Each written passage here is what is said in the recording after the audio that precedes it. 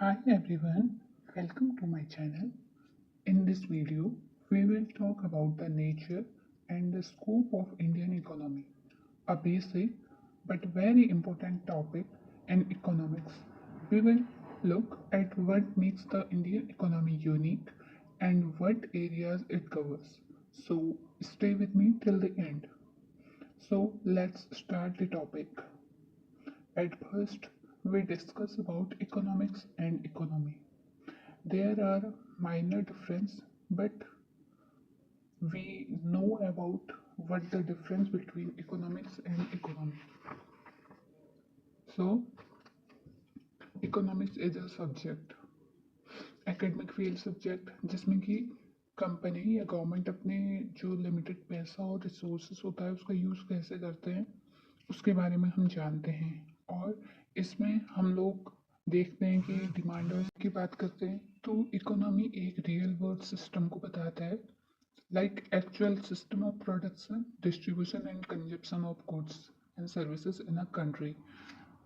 जैसे कि हमारी जो जीडीपी है, हमारे जो अनएम्प्लॉयमेंट रेट है, इन्फ्लेशन रेट है, रियल वर्ल्ड का जो डाटा है, इस बारे में हमें इकोनॉमी बताती है। जैसे economy of growing rapidly this year है ना, इकोनॉमी है इस ईयर बहुत तेज़ी से ग्रो हुई है। तो ये हम इकोनॉमी में देखते हैं और इकोनॉमिक्स को एज अ सब्जेक्ट हम पढ़ते हैं जो कि हम स्कूल्स में कॉलेजेस में पढ़ते हैं। तो आगे जो हमारा टॉपिक है वो है इंडियन इकोनॉमी का नेचर। इंडियन इकोनॉमी का नेचर मीन्स जो उसकी खास बातें क्या हैं, उसकी जो स्पेसिफिक चीज़ें हैं इंडियन इकोनॉमी में, उसके बारे में हम जानेंगे। पहला है mixed economy. Mixed economy means government sector plus private sector. जैसे गवर्नमेंट सेक्टर हो गया रेलवे, है ना, और उसके बाद जो प्राइवेट सेक्टर है वो रिलायंस है। तो इंडिया में दोनों काम करते हैं, गवर्नमेंट और प्राइवेट। नंबर सेकंड है agriculture and Indian industrial based economy. तो जैसे एग्रीकल्चर हमारा जैसे पंजाब हरियाणा इस साइड बहुत ज़्यादा होता है और मुंबई में जो है इंडस्ट्रीज ज़्यादा हैं। तो हमारी जो इकोनॉमी है वो मिक्स है, एग्रीकल्चर भी है और इंडस्ट्रियल भी है। Third one is developing economy. हमारे जो इंडिया में है वो भी रैपिड डेवलपमेंट हो रहा है, हम लोग डेवलप्ड नहीं है, डेवलपमेंट हो रहा है। तो जैसे लाइक रोड्स हैं, हॉस्पिटल्स हैं, डिजिटल सिस्टम इम्प्रूवमेंट है, ये सब हमारे यहाँ भी हो रहा है। तो इसलिए India is a developing economy. Fourth one is population driven economy, यानी कि हमारी कंट्री में पॉपुलेशन ज़्यादा है तो डिमांड भी ज़्यादा है, तो इससे क्या होगी कि इकोनॉमी भी ग्रो करेगी, है ना। तो हमारी जो इकोनॉमी है वो पॉपुलेशन ड्राइव्ड इकोनॉमी है। आगे स्कोप मीन्स क्या होता है कि हमारे जो कौन कौन से एरिया में है वो इकोनॉमी यूज़ होती है ना, हमारी इकोनॉमी कहाँ कहाँ यूज़ होती है। तो ये कुछ इम्पोर्टेंट प्लेसेस हैं जहाँ पर हमारी इकोनॉमी यूज़ होती है और जहाँ से हम पता लगा दें कि हमारी इंडियन इकोनॉमी कैसे ग्रो करी है, क्या है। तो सबसे पहला एग्रीकल्चर, जैसे कि वीट, राइस, शुगर केन, जो प्रोडक्शन होता है एग्रीकल्चर में वो 40 to 45% है। उसके बाद आता है इंडस्ट्री एंड मैन्युफैक्चरिंग, जैसे टेक्सटाइल है, स्टील है, मोबाइल है, ये सारे मैन्युफैक्चर होते हैं। तो यहाँ भी क्या है, इंडियन इकोनॉमी का स्कोप है। आगे हम बात करेंगे सर्विस सेक्टर की। सर्विस सेक्टर में आ जाते हैं। सर्विस सेक्टर जो है अभी का फास्टेस्ट ग्रोइंग सेक्टर है इंडिया में। तो इसमें आ जाते हैं आईटी होगी, बैंकिंग हो गया, एजुकेशन, टूरिज्म, ये सारी चीज़ें जो है सर्विस सेक्टर में आ जाती हैं। इसके बाद foreign trade. Foreign trade means import और एक्सपोर्ट जो हम करते हैं दूसरे देशों के साथ। तो इसमें हमारा ऑयल है, गोल्ड है, मेडिसिन, सॉफ्टवेयर, ये सब जो है हमारे फॉरेन ट्रेड में आ जाते हैं। और अगला है इंफ्रास्ट्रक्चर डेवलपमेंट। इसमें हमारे आते हैं roads, railways, ports, power supply, ये सारी चीज़ें इंफ्रास्ट्रक्चर डेवलपमेंट में आती है जिससे हमारी इकोनॉमी ग्रो करती है। आगे हमारा जो है पॉवर्टी, एम्प्लॉयमेंट एंड इनक्वालिटी, इन सब को कम करने के लिए हमारी इंडियन इकोनॉमी में क्या चीज़ें गवर्नमेंट कर रही है या प्राइवेट सेक्टर से जो काम हो रहा है, तो इन सब चीज़ों में जैसे एक हम एग्जांपल ले सकते हैं मनरेगा का। मनरेगा में क्या होता है कि एम्प्लॉयमेंट मिलता है सभी को 100 दिन का, जो भी करना चाहे उसमें, है ना। तो ये रही इंडियन इकोनॉमी के स्कोप की बात। आगे हम आगे आप लोग देख सकते हैं, ये इंडियन इकोनॉमी का करंट डाटा है 2024-25 का, जो मैंने यहाँ पर लगा दिया है क्योंकि इम्पोर्टेंट है एग्ज़ाम्स के लिए, क्योंकि करंट के क्वेश्चन बनते हैं, तो इसलिए मैंने यहाँ पर लगा दिया है। तो इसको आप लोग देख सकते हैं पॉज करके। तो इसके आगे हम बढ़ते हैं। तो अब हम देखेंगे कि इंडियन इकोनॉमी के सेक्टर्स कौन कौन से हैं। मेनली हमने जो सुना है वो सुना है 3 सेक्टर्स, प्राइमरी, सेकेंडरी और टर्सरी। लेकिन अभी जो प्रेजेंट में है तो इसके 2 सेक्टर और बता दिए गए हैं। तो अब हम 5 सेक्टर्स देखते हैं, जिसमें एक प्राइमरी, सेकेंडरी, टर्सरी, क्वाटरनरी और क्विनरी सेक्टर्स। तो चलिए हम देखते हैं। पहला है प्राइमरी सेक्टर, जिसे हम एग्रीकल्चर सेक्टर भी कहते हैं।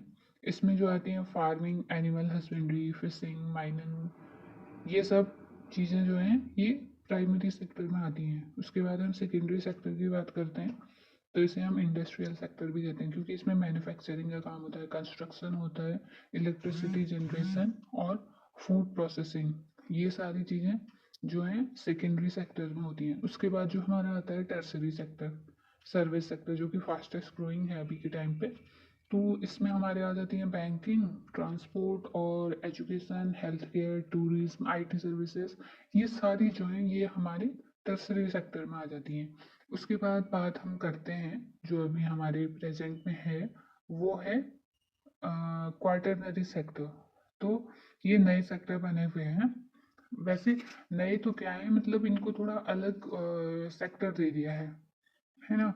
तो क्वाटरनरी सेक्टर को हम नॉलेज बेस्ड सेक्टर भी कहते हैं, क्योंकि इसमें रिसर्च एंड डेवलपमेंट आती है, आईटी सर्विसेज आती हैं, डाटा साइंस, कंसल्टेंसी सर्विसेज और स्टार्टअप्स की जो बातें होती हैं उनको हम सारे नॉलेज सेक्टर में रखते हैं।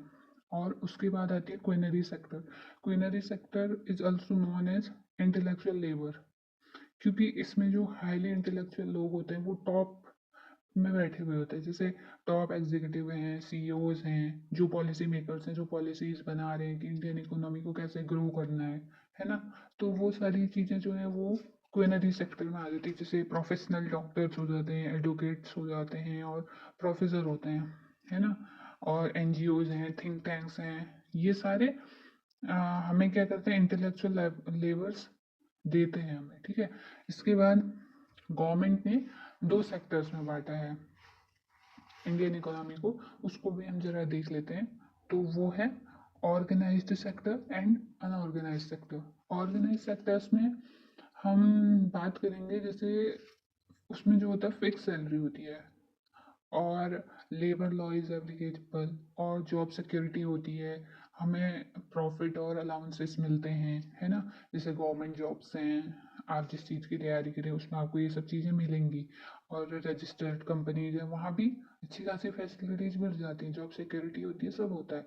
लेकिन जो अनऑर्गेनाइज सेक्टर होता है, जिसे हम असंगठित क्षेत्र भी कहते हैं, तो वहाँ पर क्या होता है, no fix salary, no job security और no allowances and profit, labour law is not applicable, ठीक है।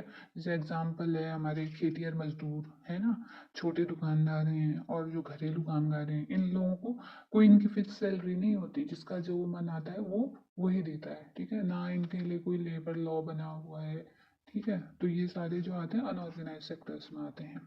इसके बाद हम एक लास्ट टॉपिक पे और बात करेंगे, वो है इकोनॉमिक ग्रोथ और इकोनॉमिक डेवलपमेंट। क्योंकि हम इंडियन इकोनॉमी की बात कर रहे हैं तो इसमें हम ग्रोथ और डेवलपमेंट की बात हमने बीच में की थी, तो हम इसके टर्म्स को समझ लेते हैं। वैसे बहुत ज़्यादा अंतर नहीं है, लेकिन थोड़ा बहुत जो अंतर है माइनर सा, उसे हम देख सकते हैं।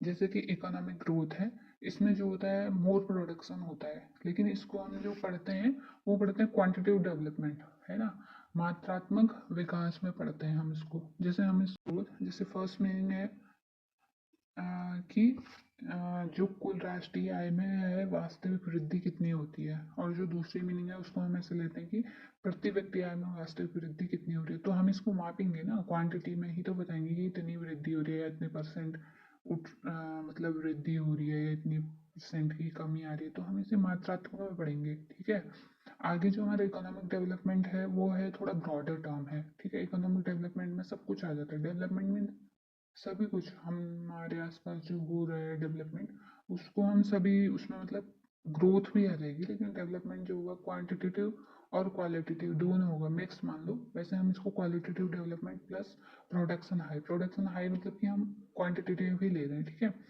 तो इसका जो मेन फोकस होता है वो होता है लैंड रिफॉर्म्स होते हैं, मतलब भूमि सुधार, भागीदारी और आय और धन की असमानता को कम करना। ये सारे जो है इकोनॉमिक डेवलपमेंट के आते हैं। ठीक है, नहीं, बाकी हम अगली वीडियो में चर्चा करेंगे। देखिए, if you found this video helpful, don't forget to like, share and subscribe for more such content.